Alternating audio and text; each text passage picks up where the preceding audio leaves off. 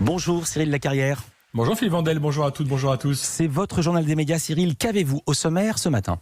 Le temps passe et passé, beaucoup de choses ont changé. Qui aurait pu s'imaginer que le temps se serait si vite écoulé ? Alors, on fait le bilan calmement. Et ce matin, on parle aussi de BFM TV, d'un doc poignant sur France 2, de Julien Lepers qui perd son procès et des fake news toujours aussi puissantes sur les réseaux sociaux. Mais on commence évidemment par les audiences. Qu'est-ce que les Français ont regardé hier soir à la télé ? En tête hier soir, Joséphine s'arrondit sur TF1. Il y avait plus de 4 millions de personnes pour voir le ventre de Marie-Lou Berry s'arrondir. La série Mallorca sur France 2 est deuxième, loin derrière, avec près de 2 400 000 téléspectateurs. Enfin, E égale M6 est sur la troisième marche du podium, juste derrière France 2, puisqu'à peine 84 000 téléspectateurs séparent les deux chaînes.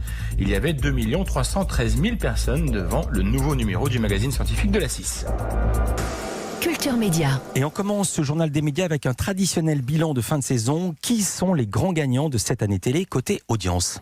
Alors évidemment, sur la performance pure, une chaîne continue de dominer de la tête et des épaules. Évidemment, je vous parle de TF1 qui achève sa saison à 19,4% de part d'audience. C'est 5,5 points de plus que son premier concurrent France 2. Mais les deux chaînes sont dans des dynamiques différentes. TF1 a perdu 0,4 points par rapport à la saison précédente, là où la 2 en a gagné 0,3. Et la dynamique est identique quand on regarde les deux groupes, c'est-à-dire en incluant toutes les chaînes de chaque côté.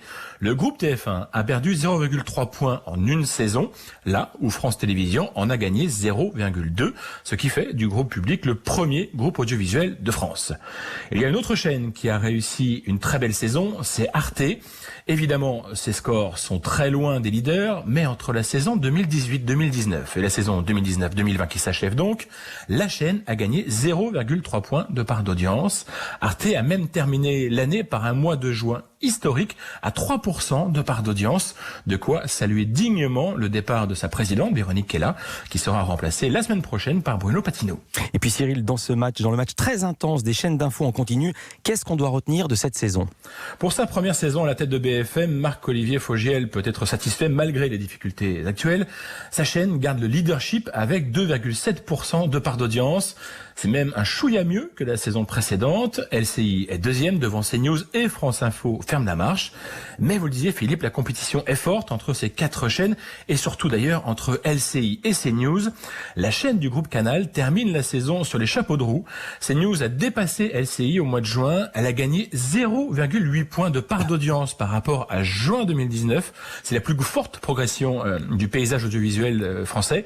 C'est un record également historique, en tout cas, depuis que CNews s'appelle CNews. Oui, depuis février 2017, puisqu'à la base c'était iTélé. On reste du côté des chaînes d'infos avec un nouvel épisode du feuilleton BFM et de la crise sociale qui secoue le groupe Next Radio TV. Pas d'avancée ce matin du côté des négociations entre la direction et les représentants du personnel, mais je voulais revenir sur un article de Capital dont je vous ai parlé hier. Je vous fais un rapide résumé. Cette enquête révèle que Patrick Drahi a rapatrié la filiale Altis TV, largement déficitaire, au sein de Next Radio TV, qui lui affiche des comptes positifs, et c'est ce groupe qui abrite BFM, RMC, etc. Et résultat de cette opération, les comptes de Next Radio TV seraient plombés et permettraient de justifier le plan de départ, même si, bien sûr, personne ne le présentera officiellement de cette manière. Et bien, suite à notre journal, hier, Altis m'a contacté pour démentir la manière dont Capital présente les choses. Oui, Altis TV et ces pertes font bien partie de Next Radio TV, mais ce n'est pas pour autant que les comptes vont être mélangés. Le porte-parole du groupe m'assure que lors de la prochaine publication des comptes, il y aura bien des lignes distinctes entre d'un côté les activités médias, qui gagnent de l'argent donc, et de l'autre Altis TV et ses lourdes pertes. Les lourdes pertes, pas de mélange des genres, donc m'assure-t-on, en tout cas du côté de Next Radio TV, qui a présenté, je vous le rappelle, un plan de départ volontaire qui doit concerner 330 salariés. On va parler programme ce soir. Le magazine Infrarouge sur France 2 s'intéresse à des ouvriers de l'ombre. Avec un titre évocateur, les damnés des ouvriers en abattoir. La réalisatrice Anne-Sophie Reinhardt s'est intéressée aux personnes qui travaillent dans les abattoirs, un travail méconnu, un métier de l'ombre mortifère et d'une violence inouïe pour celles et ceux qui le pratiquent. C'est un film fort et étonnant que nous propose France 2 ce soir. Dénué de sensationnalisme, loin de l'univers clos des abattoirs, la réalisatrice a même fait un choix narratif extrêmement fort, tourner son film et recueillir ses témoignages dans une forêt. Anne-Sophie Reinhardt nous explique les raisons de ce choix. Ce qui m'intéressait, c'était pas faire un film sur les troubles musculo-squelettiques, c'est-à-dire le travail peut casser le corps, Mais comment on le vit de l'intérieur, des émotions, ce qu'il faut mettre en place pour tenir. Et ce n'est qu'en s'éloignant de l'abattoir qu'on peut y repenser, puisque le principe même du travail en abattoir pour tenir est de porter ce qu'ils appellent une carapace, de se protéger. Je voulais qu'on puisse s'identifier à eux. Il se trouve que en cherchant un lieu représente finalement cet endroit d'isolement dans lequel ils sont, d'isolement mental, émotionnel, j'ai trouvé que la forêt était un espace symbolique qui le permettait, autant pour les ouvriers que pour le spectateur. C'est-à-dire qu'on s'éloigne du front, on s'éloigne de la zone et on raconte. On le sait, ce qui se passe dans les abattoirs peut être extrêmement violent et la réalisatrice a fait le choix de ne justement montrer aucune image de l'abattage des animaux. Elle explique que ces images sont tellement sidérantes que cela aurait forcément pu affaiblir la parole des témoins. Et c'est bien de ces damnés dont Anne-Sophie Reinhardt voulait parler, des ouvriers que les autres ne veulent pas voir. La réalisatrice nous parle de celles et ceux qui ont témoigné devant sa caméra. Quand on regarde des images d'abattoirs qui sont proprement sidérantes pour quelqu'un qui n'y a jamais mis les pieds, comme pour n'importe qui, en fait, ils semblent être indifférents. Il y a une apparente neutralité, puisqu'on les voit travailler, faire des gestes. On les voit évidemment de dos, on voit des silhouettes blanches, et on se dit que ces gens-là sont forcément différents de nous, puisque nous, si on prend en compte la totalité de l'image, c'est-à-dire l'univers dans lequel ils gravitent et ce qu'ils sont en train de faire, on se dit mais c'est pas possible, je pourrais pas le faire moi sans m'effondrer. On a tendance aussi à penser que ce sont des gens différents de nous, c'est-à-dire qu'il y a comme ça des préjugés, des stéréotypes, des étiquettes qu'on va poser sur des groupes humains et en l'occurrence sur eux, de penser que ce sont des gens qui seraient des brutes épaisses, qui auraient un degré de sensibilité inférieur à la majorité de la communauté humaine. Or que pas du tout. Ce sont des hommes et des femmes qui débarquent du jour au lendemain. C'est l'histoire de la misère, c'est l'histoire de devoir très rapidement trouver les moyens de subvenir à ses besoins. Ce sont des gens qui se retrouvent du jour au lendemain projetés dans cet univers sidérant. Quand on vient pour la première fois, on est une dizaine de personnes de la boîte d'intérim qui est envoyée pour une espèce de, entre guillemets, visite. Même pas au bout d'une heure, 8 sur 10 seront déjà partis. Donc c'est leur vérité, c'est la vérité ouvrière, c'est de se ressouvenir que ce sont d'abord des hommes et des femmes et que ça pourrait être nous.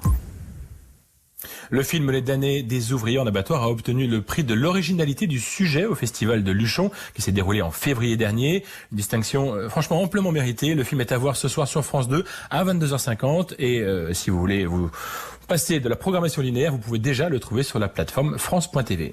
Julien Lepers a perdu une première manche de sa bataille juridique après son éviction de Question pour un champion il y a 4 ans. Le Parisien nous apprend que l'ancien animateur a été débouté de presque toutes ses demandes d'indemnisation, des demandes qui dépassaient les 3 400 000 euros. Julien Lepers a toutefois obtenu le paiement d'un solde de tout compte de 800 000 euros de la part de son ex-employeur, Fremantle, c'est le producteur de Question pour un champion, un montant qui correspond à des indemnités de licenciement après 28 ans en tant que salarié. Selon le Parisien, Julien Lepers va faire appel de ce jugement. Enfin, pour terminer ce journal, les fake news ont encore, hélas, le vent en poupe. C'est ce que révèle une étude de l'Oxford Internet Institute et ça fait froid dans le dos.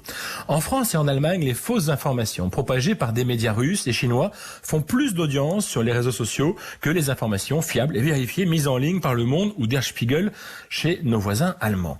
Pour arriver à ce constat, l'étude a examiné durant 3 semaines les contenus générés par les principaux médias russes et chinois qui sont étroitement liés au pouvoir et le résultat est sans appel. Quand un article du Monde est partagé, commenté ou liké, c'est ce qu'on appelle le taux d'engagement, 100 fois, ceux de RT ou de Sputnik, des médias russes, sont partagés, commentés ou likés plus de 500 fois.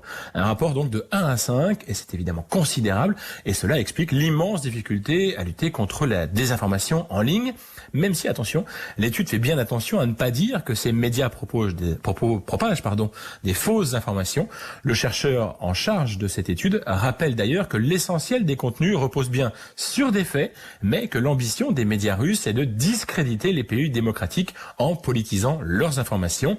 Une version que conteste évidemment vigoureusement la chaîne RT France qui assure avoir couvert la crise du coronavirus comme les autres médias. Merci beaucoup Cyril Carrière, on vous retrouve demain pour un nouveau journal des médias.